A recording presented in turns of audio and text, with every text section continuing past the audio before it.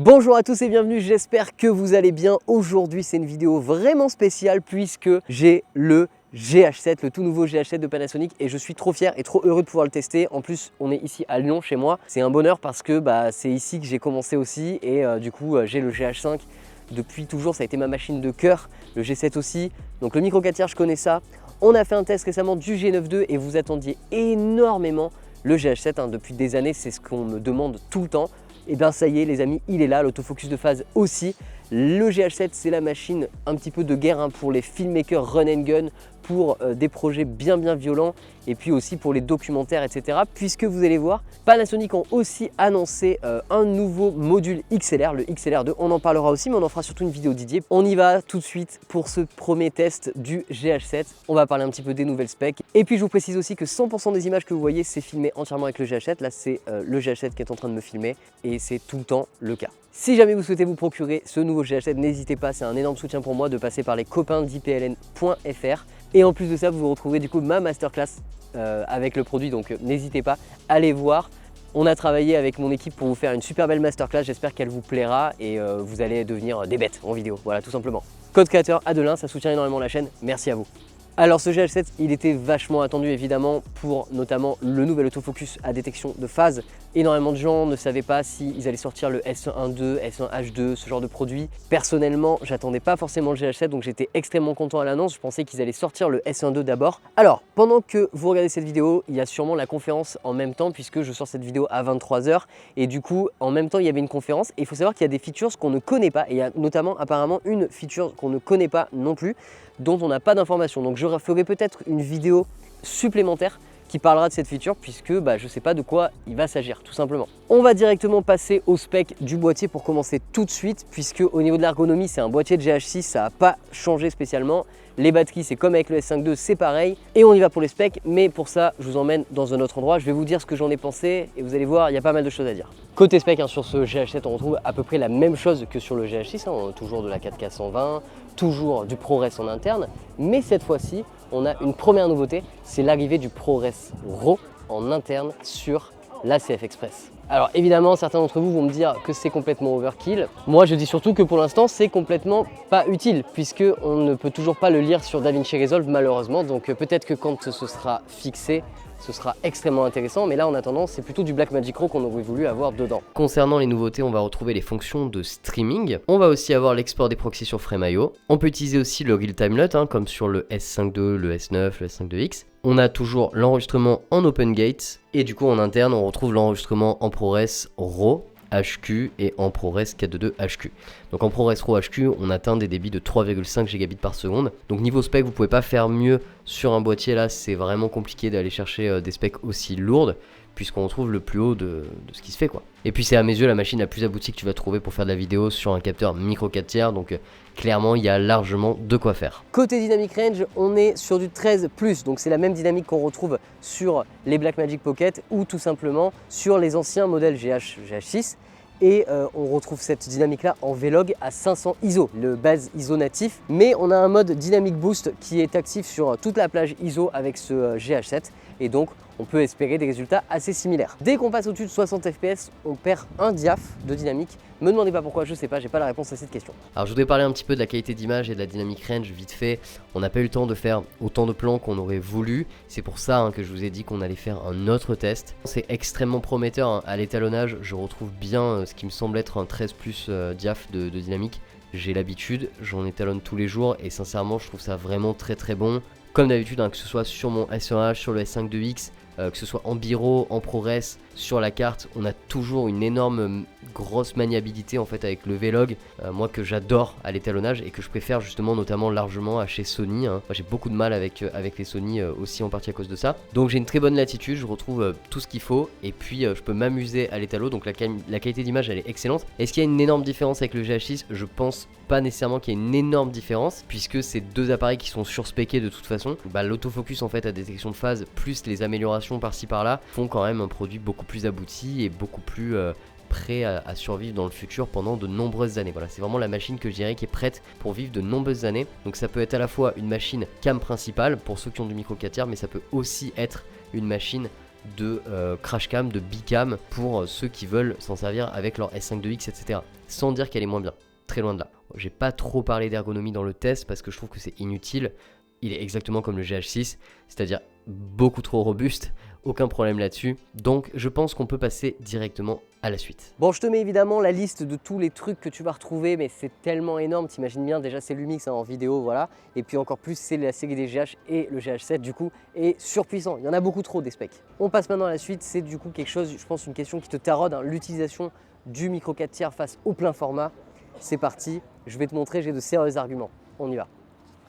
Allez, cette fois-ci, on est un peu dans le calme et je suis ici pour vous parler du coup du micro 4 tiers. Alors le micro 4 tiers, il faut qu'on en parle parce que depuis le G9 II, j'en ai pas reparlé sur ma chaîne par rapport à Lumix. Beaucoup de gens se posent la question de l'intérêt du micro 4 tiers face au S5 II, S5 IIX. Moi, je pense que c'est pas vraiment un débat, c'est des choses qui sont différentes. Les deux se complémentent tout à fait et ils sont très bien aussi indépendants l'un de l'autre. Vous pouvez tout à fait utiliser que du micro 4 tiers ou que du plein format ou les deux. Mais en fait, le plus simple, c'est pas tellement que je vous raconte le pourquoi du comment via cette face caméra là, mais plutôt que je vous montre directement avec des exemples concrets. Ça, c'est un 70-200-8, c'est le modèle plein format, ok? Il est énorme, regardez, à côté de ma tête, hein, je pense qu'il est plus gros que ma tête le truc. Et ça là, c'est le 70-200-8 en équivalence sur du micro 4 tiers. Fin du débat. Que ce soit en termes de poids, en termes de taille, comme vous pouvez le voir, évidemment, vous n'allez pas vous trimballer avec ça partout si vous n'aimez pas les configs hyper lourdes, ok? Donc fin du débat, le micro 4 tiers aujourd'hui a toujours autant d'intérêt qu'avant, encore plus maintenant avec ce GH7. Et du coup, bah, pour moi, il n'y a pas photo, hein. Me balader avec ce 70-200-8 énorme ou le 35-102.8 que j'ai ici qui correspond à un 70-200 sur le micro 4 tiers, il n'y a pas photo. Voilà, la réponse elle est toute simple, je préfère ça, c'est 1000 fois plus léger. Et lui c'est pareil, c'est un zoom interne, hein, donc il ne va pas bouger entre le 100 et le 35. Voilà, premier exemple. Ça, c'est un 50 mm plein format Lumix S, donc de la gamme Lumix, qui est excellent parce que bah, justement, pour un plein format, il est plutôt très compact. Optique vraiment compacte et vraiment légère. Pratique, vraiment sympa. Et d'ailleurs, sur le S9, ça donne ça, ça reste cohérent, le S9 étant tout petit, c'est pas mal. C'est pas très lourd, ça passe bien. Maintenant, ça, c'est la version 25 mm 1.4 qui ouvre encore plus que celui-ci qui est à 1.8 pour le micro 4 tiers. Voilà, c'est-à-dire que ça fait à peine la taille de la bague du Focus. Donc là-dessus encore, il n'y a pas photo entre les deux, le choix est vite fait. Si on cherche la compacité, l'efficacité, la rapidité, eh bien ce 25 mm 1.4, on dirait un petit pancake, alors qu'en fait, en réalité, bah, il est plus lumineux que celui-là. Oui, le capteur est un peu plus petit, il y a moins de lumière, etc. Mais dans l'idée, c'est quand même cohérent. Regardez, ça c'est pas compliqué, j'ai pas de point de comparaison. Ici vous avez un 12-60 et là vous avez un 12-35. En plus de ça, toutes ces optiques là que je viens de vous présenter, elles sont toutes stabilisées, sauf le 25-1.4. Le 12-35 que vous avez ici, c'est l'équivalent d'un 24-70, regardez, il est tout petit. Il tient entre mes deux doigts comme ceci, là encore c'est hyper simple. On est sur des diamètres de 58 mm. Et là on a le 12-60 Leica, donc c'est l'équivalent d'un 14-120, donc un 14-120 mm. Là encore c'est pareil, il est tout petit aussi et on est cette fois-ci sur du 62 mm. Donc pour répondre une bonne fois pour toutes, la différence entre le micro 4 tiers et le plein format en dehors des différences techniques, eh bien c'est l'encombrement. Oui, si vous achetez des optiques pour micro 4 tiers, elles seront beaucoup plus petites que pour votre plein format. Voilà, fin du débat, je l'ai prouvé. Je le remontre encore une dernière fois, mais voilà. 70-200-8, 70-200-8, voilà, vous avez pas de comparaison. Maintenant, c'est pas tout, il y a d'autres raisons à évoquer par rapport au micro 4 tiers et on parle de ça tout de suite. L'autre intérêt du micro 4 tiers, c'est tout simplement d'utiliser tout type d'optique dessus. Et du coup, il y a énormément d'optiques qui sont disponibles dessus. On va pouvoir utiliser des vieilles optiques anamorphiques et vous savez que ça, j'adore ça. Donc on va pouvoir trouver de la monture C, des montures Super 16 et tout. On peut faire plein de choses en fait avec le micro 4 tiers. L'autre intérêt du micro 4 tiers encore aujourd'hui et encore avec les GH, c'est que du coup on a aussi une possibilité quasiment infinie pour utiliser des vieux cailloux et notamment des cailloux assez recherchés, des trucs un peu vintage, sans forcément avoir beaucoup d'adaptations à faire dessus ou alors avec des adaptations mécaniques. Et d'ailleurs regardez, hein, ici je me suis mis sur la table avec, comme je vous ai montré, hein, du coup les micro 4 tiers qui sont ici et ici les pleins formats. Vous avez vu la différence, c'est incroyable en termes de plage focale.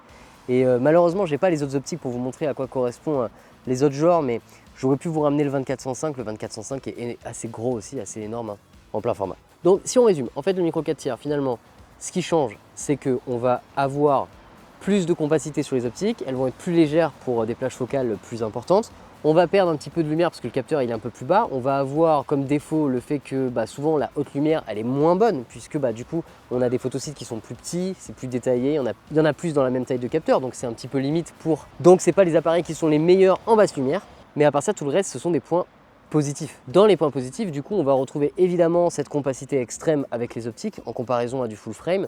Ensuite, même au niveau du prix, le rapport qualité-prix pour faire des téléobjectifs avec du micro 4 tiers, c'est beaucoup plus intéressant qu'avec du plein format. Et puis, en plus, avec ce GH7, on va pouvoir tourner en open gate, là aussi, donc utiliser l'entièreté du capteur, on va pouvoir faire de l'anamorphique donc, et on va pouvoir donc utiliser des vieilles optiques. Du coup, un bénéfice du micro 4 tiers par rapport au plein format, souvent, c'est qu'on dit qu'il est moins cher, et c'est vrai que globalement, il est moins cher. Après, la gamme des Lumix S, pour le coup, est pas très chère non plus, mais globalement, par rapport à plein d'autres optiques, oui, avoir des optiques équivalentes tout aussi bien, c'est beaucoup moins cher en micro 4 tiers.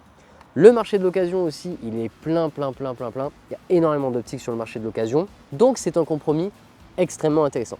Alors pour répondre à la question une bonne fois pour toutes, est-ce que le micro 4 tiers par rapport au S5 II ou 2X, ça vaut encore le coup? Est-ce qu'il faut attendre les S1 II, S1 H2 potentiels, etc. Eh bien, ma réponse est que vous n'avez pas besoin d'attendre, vous pouvez foncer vers du micro 4 tiers parce que c'est une autre façon de penser, c'est une autre façon de voir le filmmaking. Et rappelez-vous que énormément de clips de rappeurs, énormément de clips dans le désert, énormément de documentaires. Si vous saviez tout ce qui a été fait avec les GH, la série GH, vraiment vous hallucinerez. C'est vraiment une gamme réservée aux filmmakers qui a servi à faire des tonnes de films de documentaires et de clips particulièrement. Donc allez dire à ces gens-là qui ont tourné toutes ces choses-là que en fait pour le même prix on a un S5 II ou S5 IIX. Je pense que ils vous diront que ce n'est pas la question. La question n'est pas de savoir si on a un plein format ou pas. Et pour rentrer plus dans le détail avec la comparaison avec le S5 II et S5 IIX, il faut savoir qu'on va retrouver sur ce GH7 de la 4K 120 qu'on n'a pas avec les 2 et 2X, et on va également retrouver de l'enregistrement sur le bureau natif comme sur le 2X qu'on n'a pas avec le S5 II puisqu'il faut une mise à jour payante. On n'a pas non plus le ProRes RAW en interne, on n'a pas non plus le ProRes en interne sur le S5 II tout court, Il faut le S5 IIX sur SSD pour l'avoir. On ne l'a pas sur CF Express. Ici, là, vous l'avez en CF Express. Donc là-dessus, c'est pareil. Si vous voulez la compacité maximale, le GH7 dépasse les autres puisque avec une simple CF Express, vous allez pouvoir enregistrer du ProRes RAW en interne. Et donc, par essence, du ProRes tout court. Bon, et évidemment, en plus, Panasonic, ils n'ont pas annoncé que le GH7, ils ont aussi annoncé le nouveau module XLR2. Et donc ce module-là, il est tout simplement incroyable puisqu'il enregistre en 32 bits. Donc ça vous permet déjà de passer des micros XLR comme ici ce Rode NTG4+, par exemple, de le mettre par-dessus, il y a une grille flash en plus, et puis d'enregistrer du coup en 32 bits. Et ça, c'est vraiment top. C'est une mise à jour du modèle XLR1, mais encore mieux, on adore, on valide à 100%, et on en reparle dans une vidéo 100% dédiée à ça, puisque ceci est une petite bombe. Bon, et concrètement, pour moi, ce qui manque à ce GH7 pour en faire une caméra absolument parfaite à ce prix-là, et clairement, c'est la 4K 120 en 4.2.2 et pas en 4.2.0.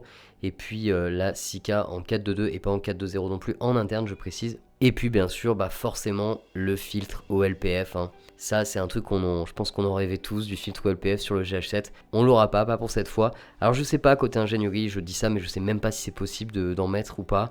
J'en sais rien. Ce que je sais, c'est que le S1H en a un et que pour moi, ça reste encore une machine très à part dans la gamme des Lumix que je trouve encore vraiment incroyable. Encore aujourd'hui, donc c'est pour ça j'ai hâte, Panasonic, si vous m'entendez, j'ai hâte dans S1H2 et je crois que dans les commentaires tout le monde a hâte. Si vous avez hâte, écrivez que vous avez hâte du S1H2 dans les commentaires, mais le filtre OLPF, c'est ce que j'aurais aimé voir sur ce Lumix, et puis c'est à peu près tout, sinon du reste c'est, comme je le disais depuis le départ, un appareil surspéqué, donc je suis plutôt satisfait, c'est une excellente machine. Et je rajoute quand même une parenthèse parce que certains d'entre vous attendent aussi des filtres ND intégrés comme on voit sur certaines Blackmagic. Alors j'en ai discuté avec les ingénieurs, en fait ils savent a priori très bien le faire. Le problème des filtres intégrés, c'est tout simplement que la machine du coup va devenir complètement énorme en fait, ça va vraiment agrandir le boîtier. Et du coup c'est pas franchement l'idée pour le côté compact. Ce GH7, bien sûr, on va retrouver dessus un tout nouveau capteur. Il est toujours stabilisé. On retrouve à peu près la même chose que ce qu'on avait sur le GH6. En termes de spec, de toute façon, ils n'en ont pas enlevé, ils en ont juste rajouté. L'application Lumix Lab, comme on a sur le nouveau modèle, le S9. On retrouve aussi, bien sûr, le Blackmagic RAW en externe, mais je ne peux pas vous le tester encore puisqu'il sera disponible qu'à partir du 18 juin. Alors au final, qu'est-ce qui manquait sur ce GH7? C'est de quoi qu'on avait vraiment besoin?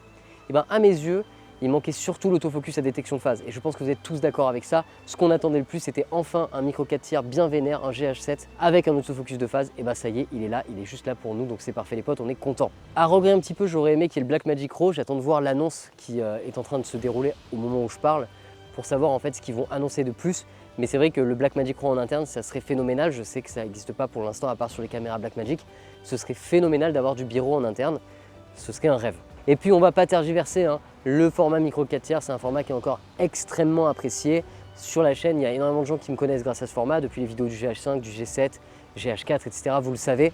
Donc moi je suis super content de voir ce GH7. J'espère qu'il sera vraiment bien accueilli parce que franchement, il fait tout mais tout mieux. Donc je vois pas ce qu'on peut vraiment lui reprocher. Il est affiché au prix de 2199 € nu. Pour moi, ça en fait encore évidemment un excellent boîtier. Je vous vois venir des gens en commentaire, il y a des gens qui vont dire ouais mais je comprends pas, c'est plus cher que le S5 II, etc. Alors à nouveau, hein, c'est pas du tout pareil, le S5 II ne fait pas autant de choses que le GH7. C'est pas des appareils qui sont faits pour la même chose. Le GH7 c'est vraiment un appareil vidéaste sans compromis. Il est vraiment fait pour la vidéo en extrême avec de la 4K 120, avec de l'Apple ProRes RAW en interne, avec du ProRes, etc. Avec tout un tas de choses qui ne sont pas forcément nécessaires sur le S5 II. Et à nouveau, encore une fois, c'est pour ceux qui cherchent de la compacité, donc c'est pas la peine de les comparer. Par contre, la question c'est entre le G9 II et le GH7, est-ce que je préfère conseiller le G9 II ou le GH7? Alors évidemment pour moi il n'y a aucun débat, pour moi c'est le GH7 qui l'emporte parce que le G9 II est quand même vraiment très orienté photo et il y a des limites sur le G9 II que n'ont pas donc du coup le GH7. Notamment le fait de pouvoir faire de la 4K 120, le fait aussi de pouvoir faire du coup des enregistrements ProRes en interne, etc. Chose que le G9 II ne fait pas. Et ça c'est game changer pour nous les vidéastes. On peut bien entendu aussi l'enregistrer sur SSD, hein. On peut faire sur CF Express, sur SD, on peut faire les proxys, on a le direct via Frame.io, donc tout ça c'est vraiment génial. Donc pour son prix c'est cool, vous verrez il y a des prix aussi avec des kits. Donc vous avez le 1260 3556, mais vous avez aussi le Leica, le 1260 Leica 2.8 f4 qui est vraiment très très beau. Celui-là tout le monde le connaît, on l'a eu avec le GH5. Et puis vous avez toutes les focales fixes bien sûr. Je vous laisse aller voir sur IPLN, code créateur Adelin, on n'oublie pas, ça fait plaisir. J'espère les amis que cette vidéo elle vous aura plu. J'ai tant de choses à dire sur le GH7, mais en fait on n'a pas trop le temps puisque cette vidéo, au moment où vous la voyez, on est l'après-midi même.